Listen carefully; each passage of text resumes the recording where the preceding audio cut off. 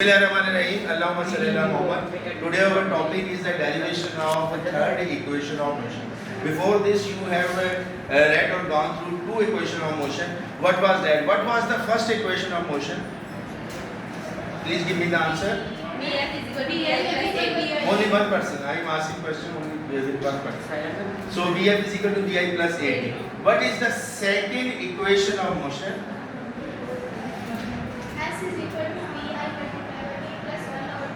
S is equal to VIT plus half AT square or 1 over 2 AT square. This was the second equation of motion. Today our topic is the derivation of third equation of motion by a graphical method. First of all, you should draw the diagram of the distance covered by an object that is equal to the area under the curve OABD as shown here.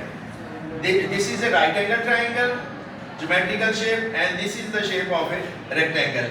You have to calculate the total area. And this figure resembles with the four-sided figure of coordinator, which is termed as trapezium. So we should start by calculating the area of the trapezium, because the total distance traveled that is equal to this path. This is the total distance traveled.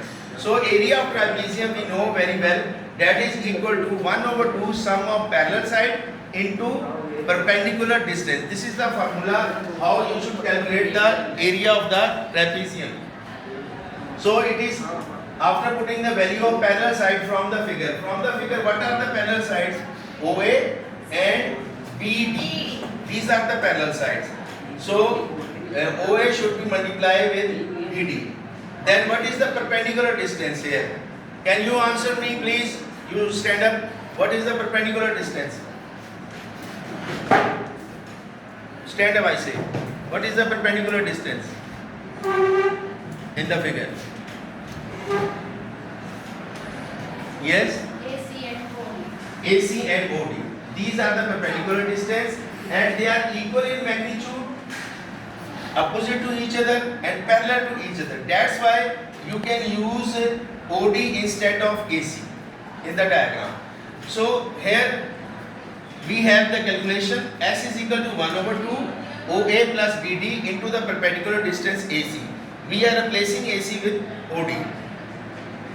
And after having the value of OD from this diagram, you can put it as T, time taken by the object.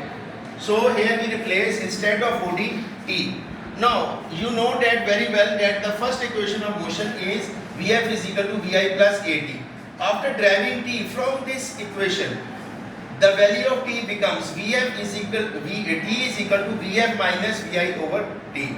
So using this value here in this equation, what will happen? You should multiply by the help of the third formula of algebra, which was a square minus b square is equal to a plus b into a minus b.